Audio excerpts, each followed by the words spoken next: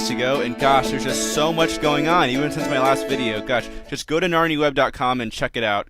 There's so many things I want to discuss, but I just don't have time, because of the whole 10-minute thing on YouTube. So I'm taking this one video at a time, and obviously I don't talk about everything that comes out, just the things that are important, that I think are interesting, or that I have something to say. But gosh, there's so much going on. I can't fit it all in one video. So many important things. So let's just jump right in right now. Some more things from the Ain't It Cool news review that came out some time ago. But the opening shot of the movie is the reviewer says it's a star. I'm hoping they're mistaken. It's actually stars, Tar von Allenbill. And I think it's kind of a cool opening for the movie. And I like that. I think it'd be cool to kind of have Tar von Allenbill there because it's another little subtle nod to something that only fans are going to catch. And also, one of my favorite scenes, one of my favorite images in Prince Caspian is Caspian and Cornelius on the tower, and he's under the stars, and he's telling him all you've heard about old Narnia is true, and has kind of this magical feel.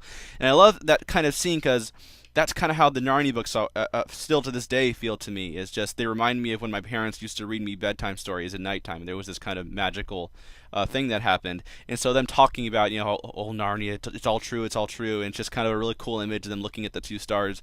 And so I think it's a really cool image, and I'm really disappointed that they've cut that out. It looks like they've cut that out of the film because that would be such a beautiful scene.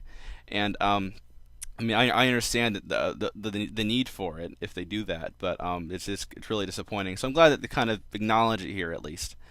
The opening credits sound very strange. About Caspian's racing that he describes in the review, that Caspian racing away from the castle and having opening credits there sound very strange. I can't really picture that working. It seems like that just seems like a really inappropriate place for opening credits. I see the whole similarity with Lion, the Witch, and the Wardrobe credits and Prince Caspian credits of both are people journeying somewhere into unfamiliar territory, but it seems like a very strange place to put opening credits. And but the reviewer said he liked it, and so I'll have to see if it works. I like that they acknowledge the Telmarine superstition of the trees. I like when they stop at the trees, and a captain guy or somebody calls them super superstitious, and so they at least acknowledge their fear of the trees, which of course is important for the end. When the Pevensies rescue Trumpkin, he has a lot of kind of deep spiritual questions that the reviewer describes them, and the questions like where have you guys been? Why did you abandon Narnia and stuff like that. And I think that's that's not in the book, but I kind of like that. It seems to kind of go along with the whole theme in the book of faith and trust, even in the unseen. And it makes sense that Trumpkin, who's the big skeptic, would be like, well, where have you guys been anyway? After realizing who they are. And so it seems in character for Trumpkin, and thematically it seems consistent with the story, so I'm okay with that. And then we've got a new Adventures in Narnia clip that's going around on Disney Channel, and a couple new little spoilers here. And one of them is it appears that it looks like, Caspian's in Truffle Hunter's den, and Truffle Hunter says, "You were meant to save us!" And then Caspian looks like he's getting ready to leave.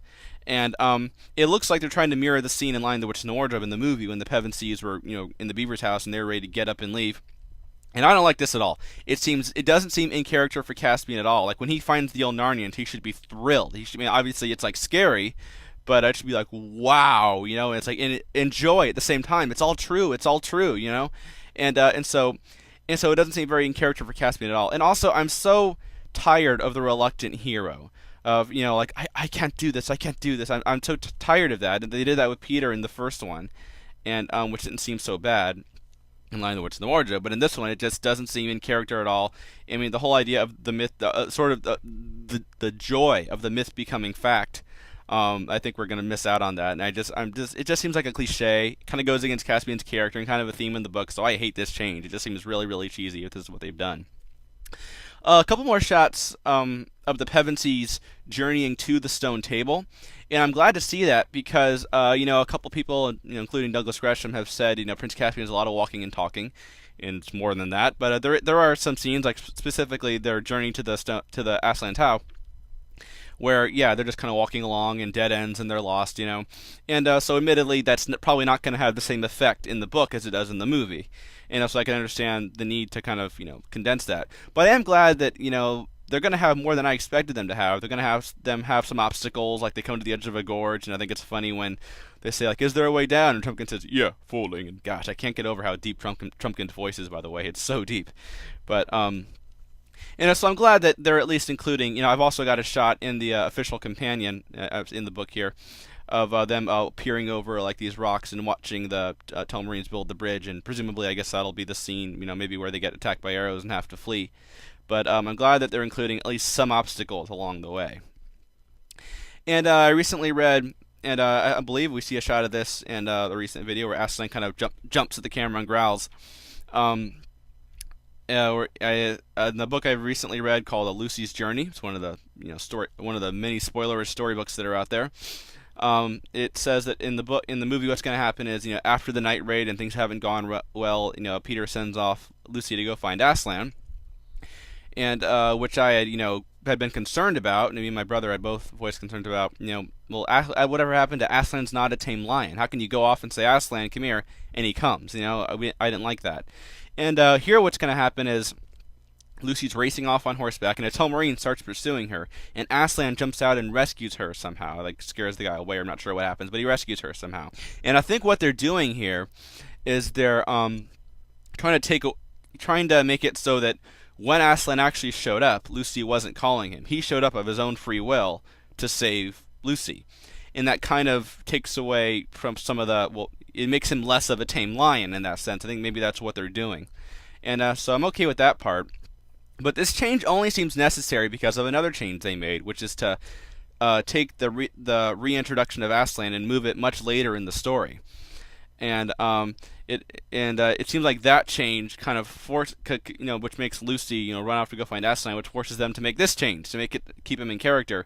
One of those things where one change led to another change led to another change, And I'm not quite sure what the reason is for having Aslan introduced later in the story. I kind of understand it, but I won't fully understand it until I see the movie.